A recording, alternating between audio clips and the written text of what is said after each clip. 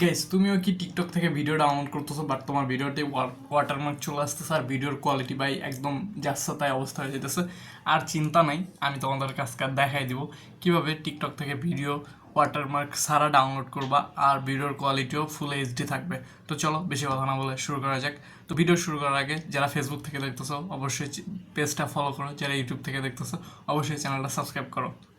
তো টিকটক থেকে তুমি যদি ভিডিও ডাউনলোড করতে চাও তো শুরুতেই তুমি চলে আসবে তোমার টিকটক অ্যাপের মধ্যে। অ্যাপে এসে তুমি টিকটকের অ্যাপে আসার পর তুমি যে ভিডিওটা ডাউনলোড করতে চাও তো সিম্পলি সেই ভিডিওটা তুমি এখান থেকে, ধরো যে এই ভিডিওটা আমি ডাউনলোড করবো, তো এই ভিডিওর শেয়ার বাটনে ক্লিক করবা, দেন এইখান থেকে লিঙ্কটা কপি করবো। এখানে ডাউনলোড অপশন আছে, আমরা এই ডাউনলোড অপশনে চাপ দিব না, বাট এইখান থেকে ডাউনলোড করলে হচ্ছে ভিডিওতে ওয়াটারমার্ক চলে আসে। তো আমরা এখানে ক্লিক না করে এখান থেকে কপি লিঙ্ক করে নিব।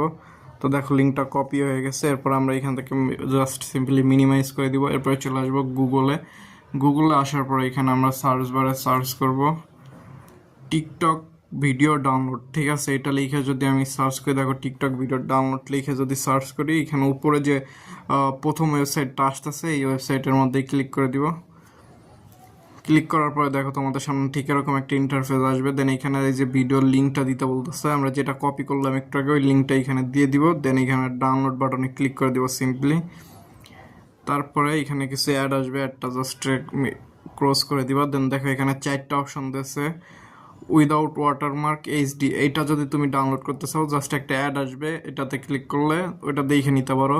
এবার তুমি ডাউনলোড MP3তেও ডাউনলোড করতে পারো। তো আমি তোমাদেরকে আর কি, যদি তোমার শুধু মিউজিকটা দরকার হয় তাহলে তাহলে তুমি ডাউনলোড MP3 এটাতে ডাউনলোড করবা, অথবা তোমার উপরের দুইটা তুমি ইউজ করতে পারো। তো আমি এখানে উইদাউট ওয়াটারমার্ক জাস্ট এটা ইউজ করব। দেখো এটাতে যদি চাপ দিয়ে এরকম একটা অ্যাড আসবে, অ্যাডটা এখান থেকে ক্লোজ করে দেবে। যে উপরে দেখো এটা ডাউনলোড হচ্ছে আমার ভিডিওটা। তো অল্প কিছুক্ষণের মধ্যে আমার ভিডিওটা ডাউনলোড হয়ে যাবে। এই ভিডিওটা আমার ডাউনলোড হয়ে আমার গ্যালারিতে অটোমেটিক সেভ হয়ে যাবে। এই দেখো আমি যদি আমার গ্যালারিতে এখন যাই, দেখো এই ভিডিওটা কিন্তু সেভ হয়ে গেছে, ঠিক আছে?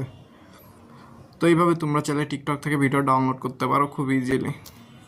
তো এই ছিল সম্পূর্ণ ভিডিও, আশা করি সব কিছু বুঝতে পারছো। তো দেখা হচ্ছে পরবর্তী নেক্সট কোনো ভিডিওতে। সে পর্যন্ত সবাই ভালো থাকবা। আল্লাহ হাফিজ।